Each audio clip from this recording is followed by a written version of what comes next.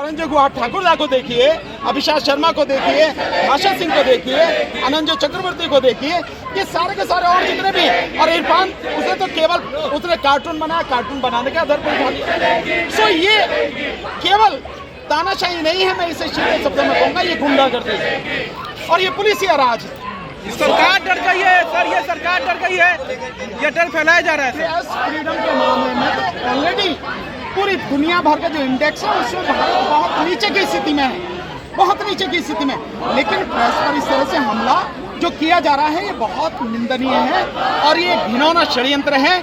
जो लोग जनता की आवाज उठा रहे हैं, जो लोग सरकार का सच लोगों के सामने ला रहे हैं, उनकी आवाज को दबाने का, अभिव्यक्ति की आजादी को खत्म करने का एक घिनौना षड्यंत्र है जिसको किसी भी हालत में बर्दाश्त नहीं किया जाएगा।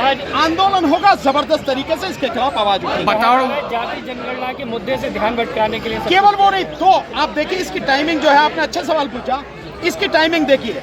परसों यहाँ पर एक रैली हुई रामलीला मैदान में, ओल्ड पेंशन वाली, और जिस तरह की वो रैली है किसी मीडिया ने नहीं दिखाया आप लोगों को छोड़कर।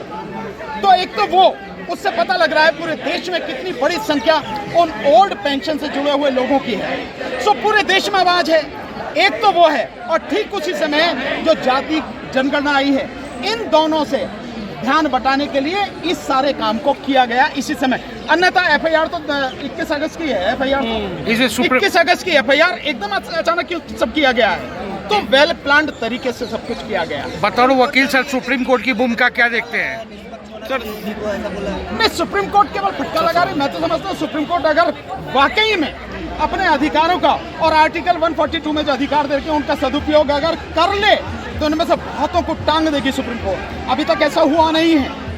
ये जितने भी लोग, जितने की इन्होंने मतलब सारी चीजों को, संविधान को, कानून को, हर चीज को ताक पर रखा हुआ है और पूरी गुंडागर्दी करने पर उतरे हुए हैं, पुलिसिया राज बना के रख दिया है। इन सबको एक बार अगर सुप्रीम कोर्ट तरीके से स्टैंड ले ले, सबको पता लग जाएगा कि सारे जेल में मिलेंगे। बताओ वकील सर, कहाँ पे गोदी मीडिया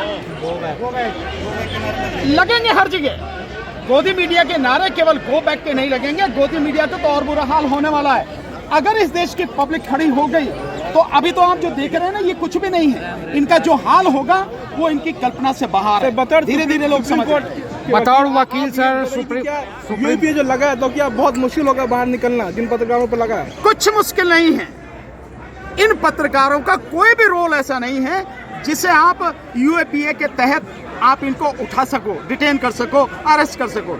आप लोगों को अगर ध्यान होगा तो जो दिल्ली दंगों के जो केसेस हैं वो उसमें मोस्टली यूएपीए के केसेस हैं, यूएपीए के तहत सारी एफआईआर हैं। उनमें बार बार जिन लोगों को बेल मिल रही है, हाई कोर्ट ने, सुप्रीम कोर्ट ने लगातार कहा है कि इन लोगों के खिलाफ कोई नहीं है, कोई भी इनके खिलाफ किसी तरह का आरोप नहीं है, सिद्ध नहीं कर पा रहे हैं, और उस सबके बावजूद भी यूएपीए लगाया गया, उनको बेल दी गई है। सर एक चीज, ये जो स्थिति है तो इनके खिलाफ कहीं भी नहीं है। अगर आप चीनी फंडिंग का मामला करते हैं तो सबसे पहले चीनी फंडिंग पे देश के प्रधानमंत्री के खिलाफ एफआईआर होनी चाहिए, और वो भी एफआईआर होनी चाहिए देशद्रोह की। पीएम केयर फंड में कई चीनी कंपनियों का पैसा आया, देना जवाब प्रधानमंत्री देता, क्यों नहीं इसका जवाब? और इसके अलावा केवल प्रधानमंत्री नहीं, गृह मंत्री और उसके साथ साथ वो है रक्षा मंत्री, वित्त मंत्री, इन सब के खिलाफ एफआईआर होकर, अगर चीनी फंडिंग का मामला है, इनके ये सारे के सारे मेंबर है ना उसके पीएम केयर फंड के, सो उसमें पैसा आया है। और विवेकानंद फाउंडेशन में जो आरएसएस के लोग हैं, जो उसके मेंबर है, उनको पैसा आता है चीनी फंडिंग का। अगर चीनी फंडिंग ही मसला है तो इनके खिलाफ एफआईआर होनी चाहिए, वैसा तो नहीं है। पत्रकारों के लिए, और अगर है भी तो आप न्यूज क्लिक के जो मालिक है उनके खिलाफ कार्रवाई करें। आप पत्रकारों का क्या लेने देना है? पत्रकारों को इसीलिए नहीं गिरफ्तार किया, पत्रकारों की आवाज दबाने की कोशिश है ताकि जो सच वो जनता के सामने ला रहे हैं, सरकार का, मोदी का, अंबानी और अडानी के जो साथ में रिश्ते हैं मोदी के, उनका, वो सारी चीजें जो आ रही हैं उसकी वजह से ये सब कुछ किया जा रहा है। पत्रकारों की जुबान बंद करने की, उनको डराने की कोशिश की जा रही है। जिनको पूछताछ पे तो नहीं हुआ सर, वो तो सबसे ज्यादा आवाज उठाते हैं। किसपे? रवीश कुमार के। ये भी इसी तरह से बोलते हैं। हो सकता है इनके बाद रवीश कुमार जी का नंबर हो सकता है किसी और का नंबर हो सकता है हमारा भी नंबर हो। इससे क्या डरना है?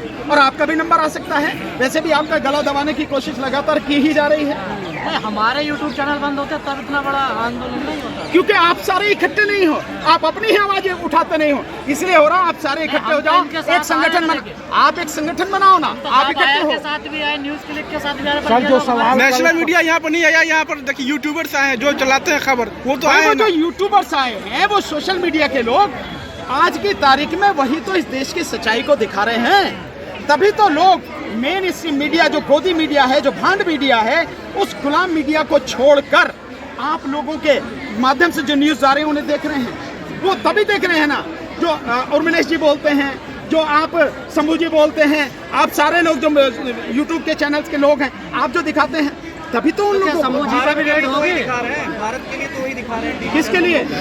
आप किसके लिए दिखा रहे हो? पाकिस्तान के लिए? आप क्या अमेरिका, चीन के लिए दिखा रहे हो? आप किसके लिए दिखा रहे हो? आप ये जो गला घोटा जा रहा है, ये किसका घोटा जा रहा है? इस देश की पत्रकारिता का, इस देश की जो स्वतंत्र आवाजें हैं, निष्पक्ष आवाजें हैं, उनका दमन किया जा रहा है। आप उन्हीं की तो बात कर रहे हो ना। तो क्या ये देशद्रोह है? यही देशभक्ति है। सबसे ज्यादा तो शंभू जी बोलते हैं सरकार के खिलाफ, इनके खिलाफ कोई भी नहीं आया। हो सकता है अगला नंबर इन्हीं का हो, शंभू जी का। इसमें क्या पता है? क्या पता भाई, किसी का भी नंबर हो सकता है। पर लोग कहते हैं जो गोदी तो मीडिया क्या काम जो करता है, बोलेगा कुछ सर चैनल ये भी वही निपटा काम दिया करता है। जाएगा सर, जो बोलेगा। लोग ये सामाजिक सरोकार की खबर तो उठाते नहीं है। कौन नहीं उठाते? ये जो तमाम जिनके लोग आजकल कह रहे हैं बड़ी ईमानदारी पत्रकारिता कर रहे हैं, ये लोग क्यों नहीं उठाते? सामाजिक सरोकार के ये सब वो मसले नहीं उठा रहे? कहाँ उठा कौन रहे सा सामाजिक सरोकार? आप बताओ। क्या जिसकी आप बात करते हैं, जिसकी आप जिसकी लड़ाई मैं लड़ते हैं। बात कर रहा हूँ उसके भी मसले उठाते हैं। ये अलग बात हो सकता है कि मैं ज्यादा मात्रा में उठाता हूँ, वो उतना नहीं उठाते हो, वो कई कारण नहीं, हैं। हिंदू लेकिन मुस्लिम के है मुद्दे तो, बहुत अच्छे लगते हैं सर। है तो इनमें से किसी को नहीं लगता, मुझे तो नहीं लगता। तुम कौन सी पत्रकारिता कर रहे हो या कौन से सवाल पूछ रहे हो? ये जितने उठाए इनमें से कौन हिंदू मुस्लिम की पत्रकारिता कर रहा? बताओ। नहीं, आप तो समानता सरोकार की बात नहीं, मेरी बात नहीं, मैं कह रहा हूँ जिनको उठाया है इनमें से कौन सा है जो हिंदू मुस्लिम की पत्रकारिता करता है? इनमें से एक भी नहीं है। इनमें से किस देश की बात करते हैं? देश के लोगों की बात। बात तो वही है, एंगल बदलते हैं ना ये लोग भी। देखिए, वो आपने देखा होगा, मैंने नहीं देखा।